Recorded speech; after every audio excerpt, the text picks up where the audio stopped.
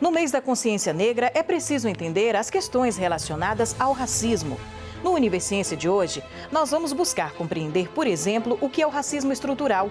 Um conceito que busca atribuir maior complexidade ao fenômeno. É isso que você vai ver no programa de hoje e vai ver também. Nesta edição, vamos entender como funciona o racismo de forma geral. No Papo Ciência, uma reflexão sobre os desafios da população negra na vida acadêmica. E ainda, uma pesquisa da UESB estuda o combate das pragas da batata inglesa.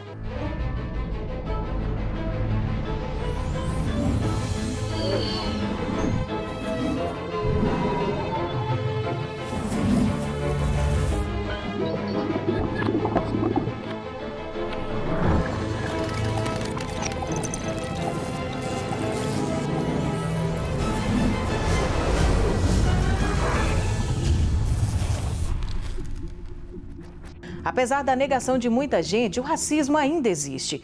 Inclusive, um pesquisador traz uma abordagem bem interessante a respeito do racismo cultural. Muitas vezes nós escutamos, quando tem algum caso de racismo, como isso ainda existe em pleno século XXI, essa pessoa deve ser um doente. Bem, quando nós fazemos isso, é uma concepção individualista do racismo. Nós reduzimos ao indivíduo, a um comportamento, a existência dessa prática e, portanto, muitas vezes acreditamos que, através da simples educação desse indivíduo, nós vamos poder superar isso. Não se trata de dizer que esse sujeito não deve ser responsabilizado ética, política e criminalmente, mas de compreender que nossa sociedade é estruturada através do racismo. Isso implica em estruturar a organização econômica, política, social, as nossas próprias subjetividades. Então, ainda que esse indivíduo deva ser responsabilizado, quando nós utilizamos a noção o conceito de racismo estrutural, nós queremos dar maior complexidade ao fenômeno. Esse conceito já é utilizado há algum tempo, mas recentemente ganhou maior divulgação a partir do assassinato do George Floyd nos Estados Unidos e que reverberou em uma maior atenção até para os casos aqui no Brasil que vêm sendo denunciados há muito tempo. Então o caso do João Pedro, o caso do Miguel acabou ganhando maior destaque e muitas vezes se utilizava o conceito de racismo estrutural para tentar dar conta dele. Ele dá um salto, ele permite que nós compreendamos essa estruturação da sociedade brasileira. As nossas instituições, portanto, elas são racistas porque nossa sociedade é racista. Então, no âmbito institucional, nós podemos fazer algumas atuações.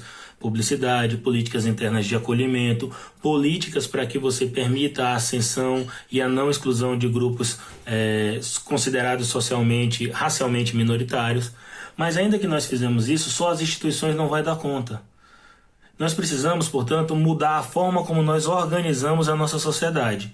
Isso não quer dizer, mais uma vez, que vamos isentar indivíduos ou instituições de suas responsabilidades, políticas ou criminalmente.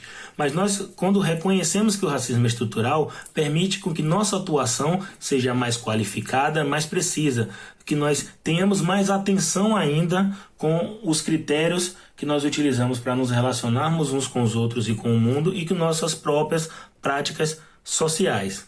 E ainda temos a participação de uma pesquisadora da Universidade Estadual de Santa Cruz, que faz estudos a respeito das lutas da população negra dentro da sociedade brasileira e até de outros países. Eu sou Flávia Alessandra de Souza e sempre me afirmo como uma mulher negra, como mãe, professora universitária da Universidade Estadual de Santa Cruz, cientista, doutora em Sociologia das Relações Étnico-Raciais. Eu tenho estudado com enfoque prioritário as lutas, as estratégias e os empreendimentos do povo negro no interior de São Paulo, no Brasil, na América Afro-Latina. Mais recentemente tenho estudado biografias de mulheres negras, a militância dessas mulheres no contexto do feminismo negro e também tenho estreitado laços com a África do Sul, tanto em função de identidade como mulher negra, como também por desejo e foco de pesquisa. Eu tenho ido a Soweto, que é bem conhecido pelo trânsito que existiu lá, de grandes personalidades como Steve Biko, como o próprio Nelson Mandela, como Winnie Mandela e tantas outras e tantos outros grandes ícones da história negra mundial que lutaram também contra as opressões causadas pelo apartheid, pelo sistema de segregação racial da África do Sul. Então, me afirmo sim como socióloga das relações de raça e etnia, sempre tendo atenção nas combinações de opressão que ocorrem por meio das categorias raça, gênero e classe. Eu sempre digo que eu gostaria de viver num mundo sem opressões, sem essas hierarquias que posicionam determinados grupos acima e outros grupos bem abaixo, sem direitos e sem estrutura para viver dignamente. Mas essa sociedade nunca foi justa o suficiente. É por isso que eu vou ter que passar o resto da minha vida combatendo essas desigualdades nas relações cotidianas ou dentro da academia, porque a pergunta que me foi feita foi essa também: o que é mais difícil para uma pessoa negra enfrentar nos dias de hoje? Eu digo sem dúvida nenhuma que é o racismo combinado com o sexismo, combinado com as desigualdades de classe. Eu gostaria muito de passar a minha vida, boa parte da minha vida, contemplando a asa da borboleta azul, o seu voo leve. Essa é uma metáfora, que eu sempre uso para explicar que eu não gostaria de viver numa sociedade que não tivesse essas desigualdades. Mas como elas existem, nós temos a obrigação de enfrentá-la e numa luta constante em todos os âmbitos da sociedade, porque o necessário tendo essa sociedade, educar pela diferença para a equidade. E no Papo Ciência de hoje, o desafio de ser uma pesquisadora negra e mulher. Nós temos a honra de receber agora a professora e pesquisadora do IFE Baiano, Nelma Barbosa, que participa com a gente aqui no Univerciência. Professora, como primeira pergunta, na sua opinião, o pesquisador negro e o estudante negro têm mais desafios na vida acadêmica? Veja bem, em todos os lugares que sofreram processos coloniais, como no Brasil, a população negra, assim como a população indígena, que foram as populações subordinadas, foram as populações utilizadas como mão de obra e foram as pessoas que, na verdade, sofreram com esses impactos maiores da colonização. Essas pessoas elas foram colocadas como pessoas que não tinham condição de produção de conhecimento. Isso em todos os lugares que você tem empreendimentos, empresas coloniais, para justificar, inclusive, a escravização dessas pessoas. Então, houve um processo de apagamento das memórias dessa população, porque na época no início dos processos coloniais aqui nesse território, que a gente chama de Brasil hoje, era muito importante, era imprescindível que se utilizasse os conhecimentos da população negra, porque naquele momento histórico, era a população que detinha conhecimentos imprescindíveis para a sobrevivência na vida da colônia, de uma colônia. Então, assim, por exemplo, couro, não existia plástico naquele momento, mas quem conhecia todo o processo do beneficiamento do couro para se utilizar no dia a dia, no cotidiano, nos instrumentos, no material de trabalho, era a população africana. Quem detinha conhecimentos mais antigos sobre navegação era a população africana. Quem detinha os conhecimentos mais antigos sobre técnicas de mineração e outras técnicas de agricultura e extremamente complexas, como o café, como a cana-de-açúcar, era a população africana. Então, era muito vantajoso que essa população se tornasse mão de obra, porque eles detinham conhecimento técnico-científico para aquele momento e imprescindível para o enriquecimento das metrópoles, como Portugal e outros países europeus. Só que, O que foi colocado para que essas pessoas, para que nós, os seus descendentes, esquecêssemos de todo esse arcabouço, foi o seguinte, de que essas pessoas não tinham capacidade, primeiro elas foram desumanizadas, né, tiraram toda a capacidade de ser representados como sujeitos, como pessoas, como seres humanos, homens e mulheres com vontades e com gostos, eles perderam, né, foram roubados, né, da sua condição humana, e aí a gente tem uma instalação de uma estrutura social, e dentro dessa estrutura social vem o sistema de educação, que nega qualquer tipo de contribuição da população afro-brasileira e africana. Então, hoje a gente pega os livros, em qualquer curso de graduação, em qualquer escola, e a gente não vai saber de onde vêm essas contribuições, né? Você não conhece os pesquisadores negros, você não conhece intelectuais negros, mulheres que pensam, homens que pensam, a gente não consegue identificar, porque nossa estrutura de educação excluiu essas pessoas, né? E elegeu como única fonte de referência a produção de conhecimento que acontecia a partir da Europa, da população branca.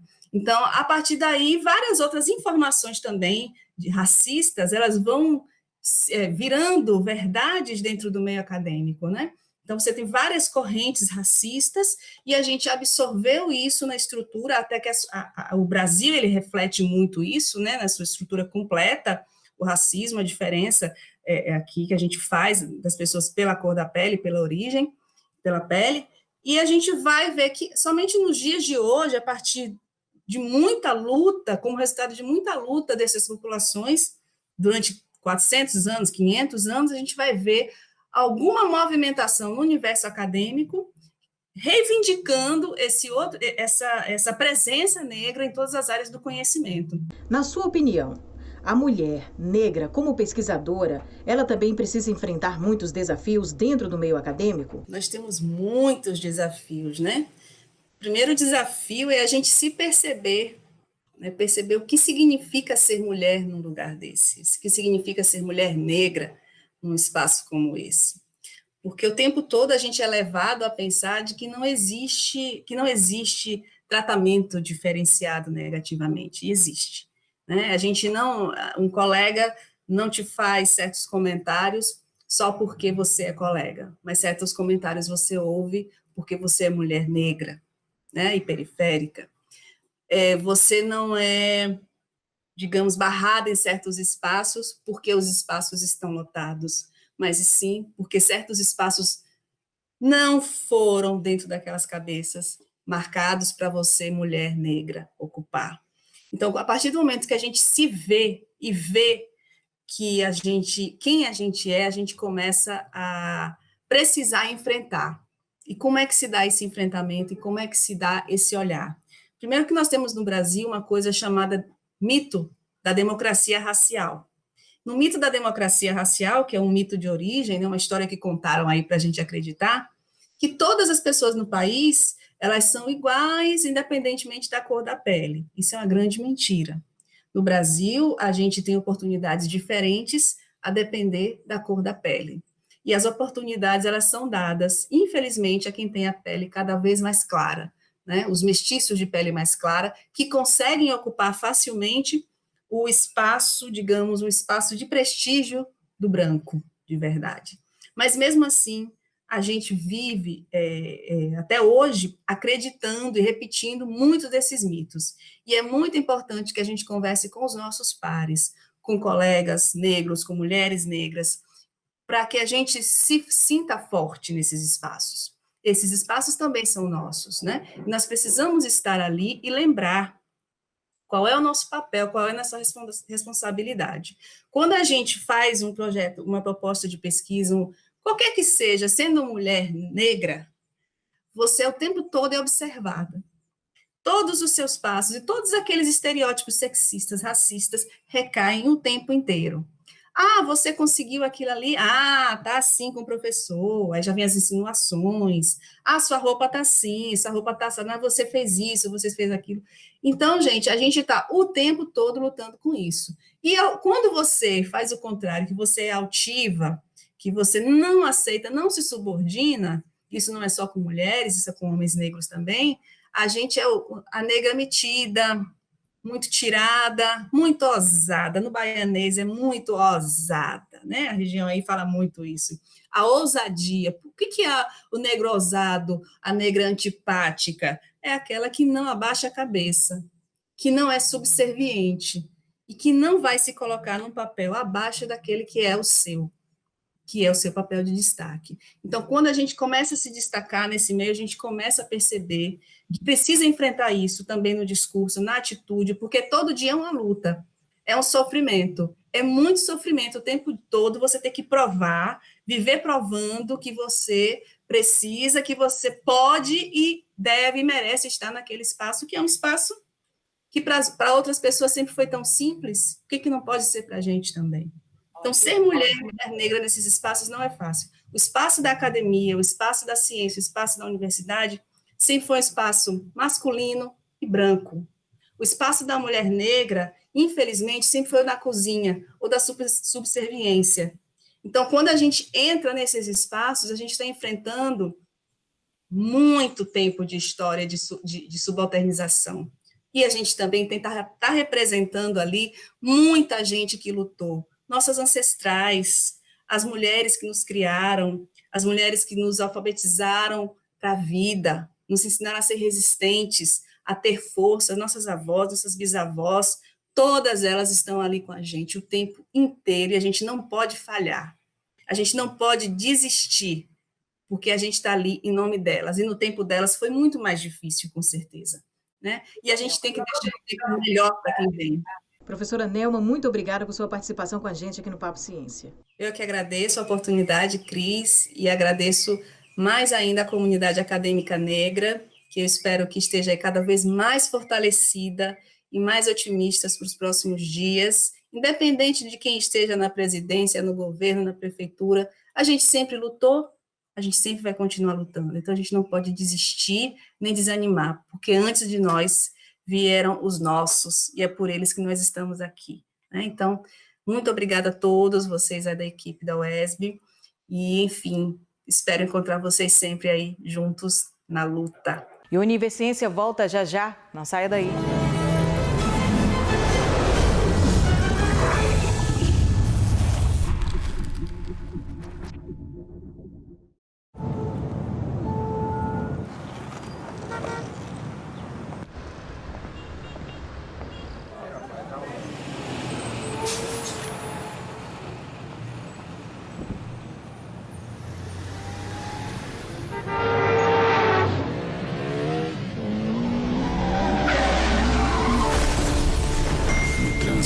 Pode ser fatal. Nunca use o celular enquanto dirige. Dengue, chikungunya e zika. O perigo triplicou e a sua responsabilidade também. Os criadouros do mosquito podem estar na sua casa e isso é muito perigoso. Por isso é bom tomar alguns cuidados. Não deixar água acumulada em pneus, manter caixas d'água bem fechadas, evitar o acúmulo de água em garrafas e brinquedos e eliminar os pratinhos de plantas. Todo cuidado é pouco. É bom ficar atento aos sintomas. Se você tiver com febre alta, manchas vermelhas pelo corpo, dor de cabeça ou atrás dos olhos, dores nas articulações, não se automedique. Pode ser perigoso. Procure imediatamente a unidade mais próxima da sua casa. Faça sua parte. Juntos, nós podemos combater o mosquito.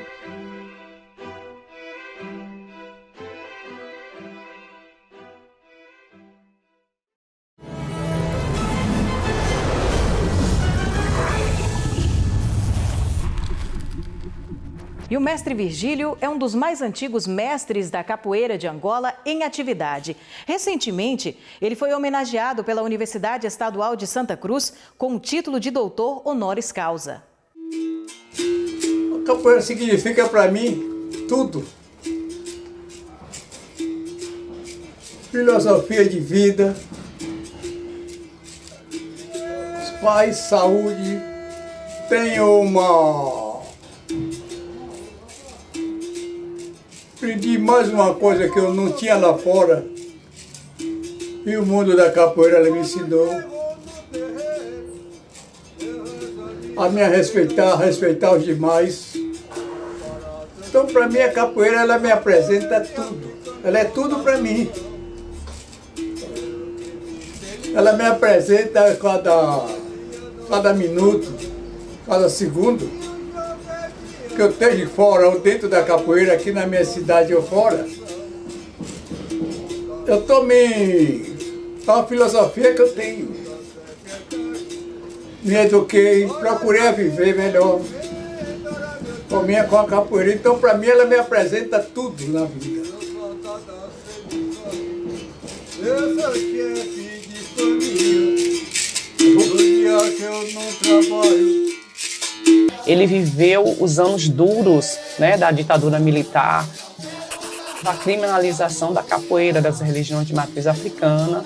E Mestre Virgílio, ele era capoeirista nessa época. Então, quando a gente ouve ele falando das táticas que eles tiveram que criar para poder manter vivo a capoeira Angola, a gente reconhece e vê nele que foi e é importante a resistência da cultura africana. Uma pessoa que ao longo desses 86 anos de história, eu acho que ele viveu a cultura afro-brasileira, a capoeira especificamente, mas não só, né, também o samba, o candomblé, de uma forma bastante diferente, né, dos dias de hoje, porque eu acho que essa cultura ela estava muito mais presente no dia a dia, né? Então, nas histórias que ele conta, ele fala assim da influência da família, que a coisa estava na própria, né, a cultura, como ela era muito mais viva na própria comunidade, no bairro onde ele morava. O Mestre Virgílio é um baluarte da nossa arte capoeira, uma pessoa muito importante, é um griot, é um mestre. E é uma biblioteca viva, é uma universidade viva por meio da capoeira Angola. Ele carrega consigo todo esse conhecimento ancestral, né? A tradição da capoeira não é teórica, não é passada através de um livro. É passada através da prática, através da oralidade. Para mim, como um capoeira, é uma grande importância. Para os meus alunos, é uma grande importância. Não tenho palavra nem para dizer, porque os professores da UESC, os meus alunos, fizeram para me dar esse título.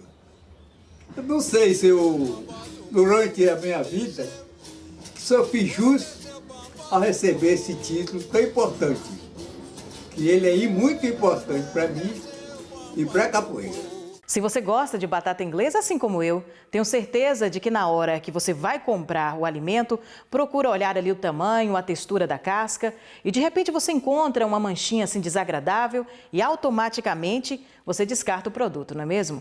Mas você sabia que existe aqui dentro da Universidade Estadual do Sudoeste da Bahia uma pesquisa que estuda o combate dessas pragas? Confira na reportagem. Ela pode ser consumida assada, frita ou cozida. Vai bem no café da manhã, no almoço, no lanche da tarde e também no jantar. Nós estamos falando da batata, um dos tubérculos mais consumidos pelo povo brasileiro. Facilmente encontrada e presente no preparo de várias receitas, é preciso ter um cuidado especial na hora de escolher o produto. Quantidade exagerada de manchas e marcas mais comuns na sua casca podem significar uma doença conhecida como sarna da batata. Ela é uma doença que acomete o tubérculo da batata, né? Ela causa necrose na superfície do tubérculo. Em si ela não prejudica a produção da batata, mas sim a qualidade da batata, tornando ela depreciada para comercialização, porque a dona de casa ela vê aquele produto lá na gôndola, né, e não tem muito interesse em comprar, em adquirir. Ela é causada por uma bactéria da espécie Streptomyces scabies. É uma das bactérias mais comuns que se tem no solo. A doença não é tão perigosa e o consumidor ainda tem condições de aproveitar o produto. Ele é bem superficial mesmo. Quando você descasca a batata, o conteúdo interno está totalmente preservado, mas só que a parte externa, que é a superfície, certo? Ela está danificada, necrosada. Com a ajuda da pesquisa científica, os produtores encontraram a solução para controlar a doença.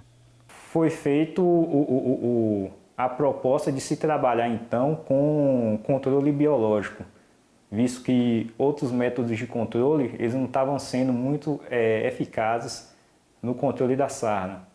Então, nós pegamos alguns micro-organismos benéficos que já são utilizados na agricultura para poder fazer controle de doença de plantas, certo? E usamos esses micro-organismos para ver se tinha algum efeito positivo no controle da sarna, da sarna comum. Chegamos à conclusão que tem três micro-organismos potenciais para o controle desse problema. Por se tratar de um dos alimentos mais comuns no cardápio dos brasileiros, o pesquisador considera que o impacto da sarna seja maior na comercialização do que na indústria da batata. A produção de batata aqui na Bahia, certo? Ela é estritamente voltada para o consumo in natura. Ou seja, a dona de casa vai lá na gôndola, né? Pega essa batata e usa para fazer pratos. Diferentemente da batata tipo indústria, que pode-se utilizar esse tipo de batata, né? Já que não é levado em consideração a aparência da batata, visto que ela é descascada, né? E ali é processada.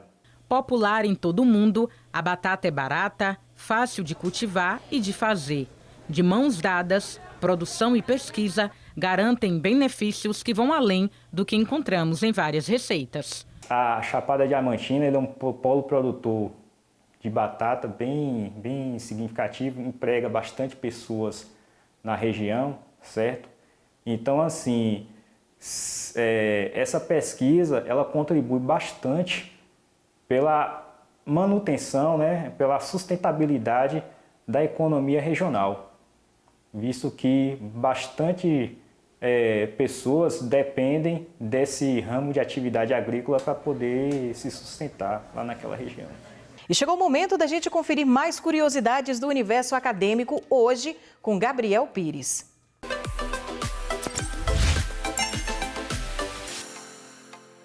O tema de hoje é iniciação científica. A universidade não serve apenas para preparar você para o mercado de trabalho. Ela também é a porta de entrada para quem deseja seguir a carreira acadêmica, desenvolvendo pesquisas e atuando como professor. A iniciação científica é um programa voltado a alunos de graduação que permite desenvolver ou participar de um projeto de pesquisa, sempre com a orientação de um pesquisador experiente vinculado à universidade. Aqui na UESB foi implantado em 2006 o Programa de Iniciação Científica, o PIBIC, que conta com discentes bolsistas e voluntários, todos vinculados a um professor pesquisador da UESB. A universidade possui bolsas fomentadas pelo CNPq, pela FAPESB e pela própria UESB. E durante todo o ano, editais são lançados para atender pesquisas de alunos e professores. Esse foi o Curiosidades do Mundo Acadêmico de hoje. Até mais!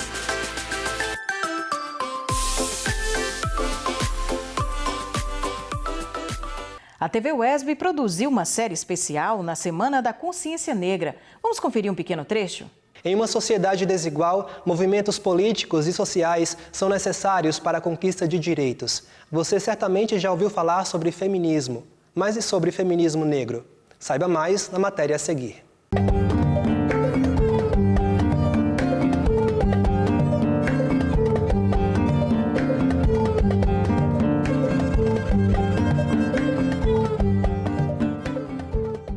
Feminismo. Esse conjunto de movimentos políticos, sociais, ideologias e filosofias questiona a desigualdade entre homens e mulheres. Sua proposta, no entanto, vai além. O feminismo propõe a luta por direitos iguais em uma vivência humana, livre de padrões patriarcais e normas de gênero. Isso quer dizer diálogo com mulheres de classe, sexualidade e raça distintas. É justamente por conta dessa diversidade que o feminismo negro é essencial. E o feminismo negro ele nasce exatamente de uma necessidade das mulheres negras feministas que não sentia necessidade, não se via exatamente na reivindicação do feminismo geral, que era comandado por mulheres brancas desde a década de 50.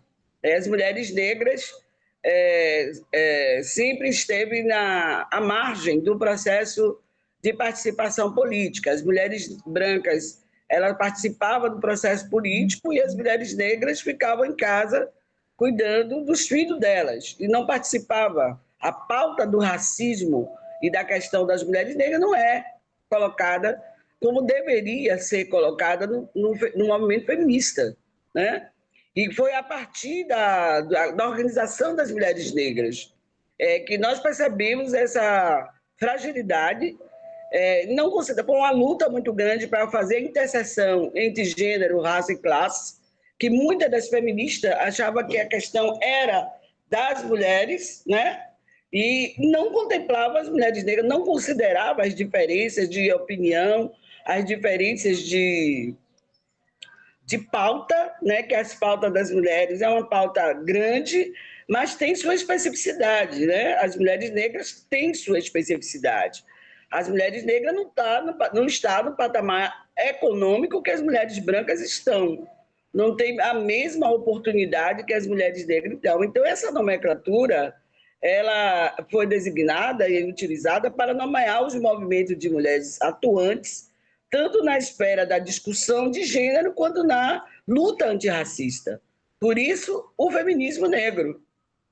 As opressões sofridas pelas mulheres negras são resultantes da intersecção de opressões de gênero e de raça e colocam a maioria delas à margem do poder e da representação.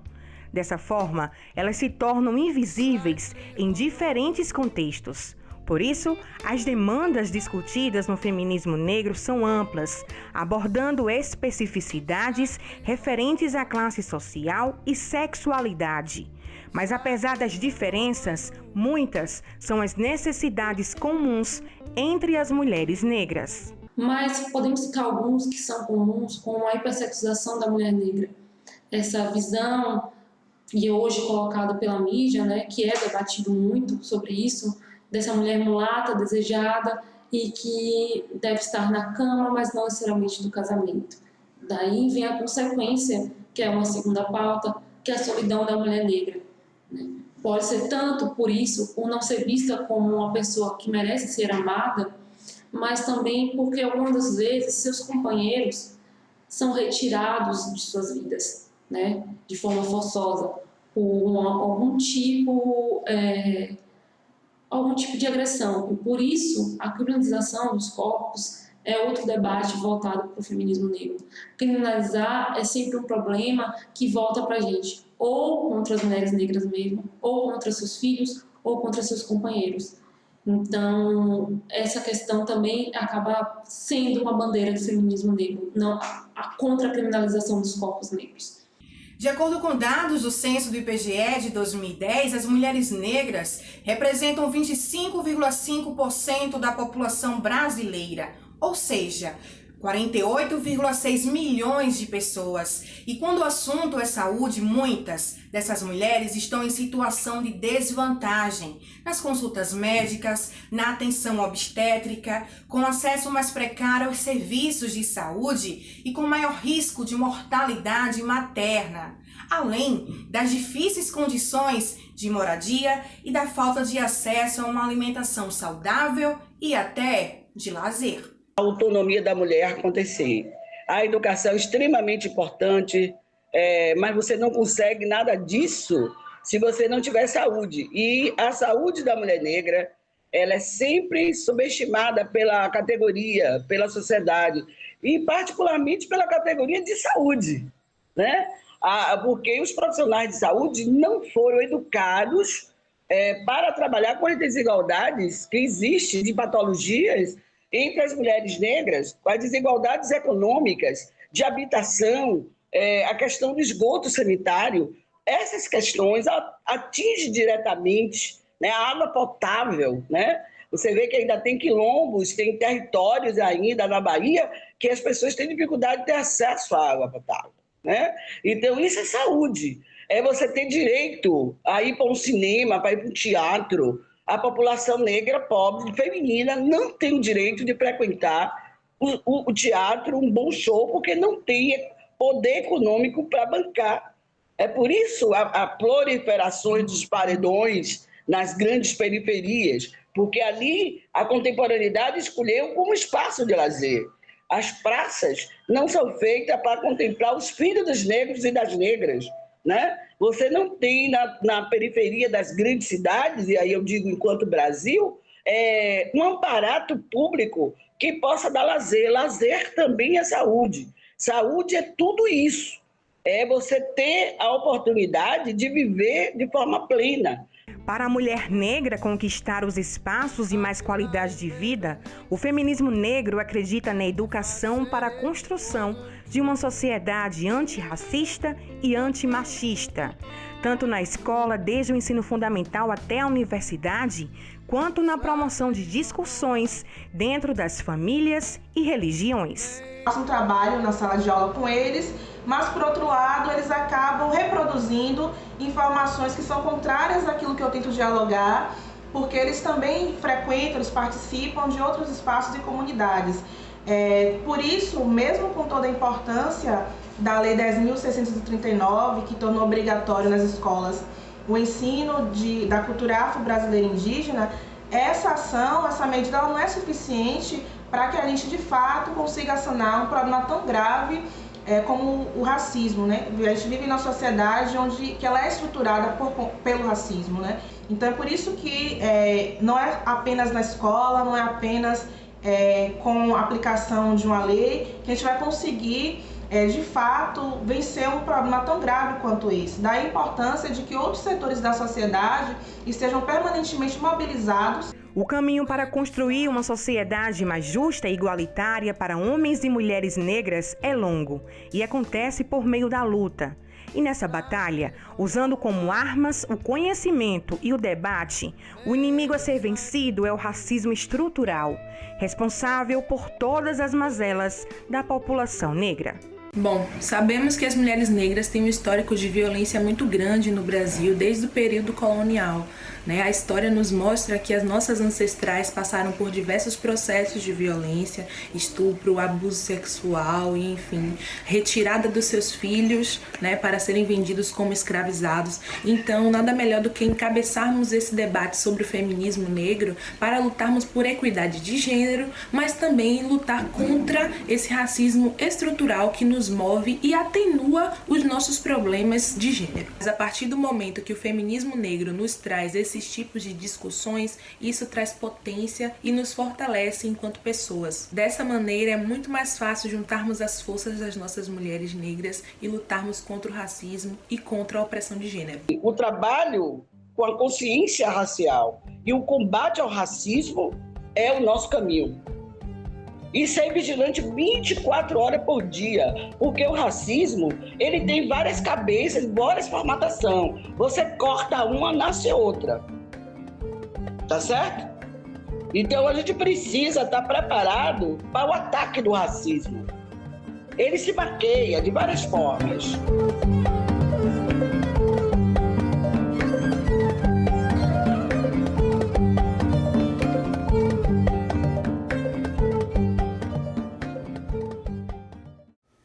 O Universiense de hoje fica por aqui, mas voltamos no próximo sábado a partir das 6 da noite. Mas não se esqueça das reprises, às terças e quintas-feiras, a partir das 8 horas da noite, aqui na TV UESB, canal 4.1. Até lá!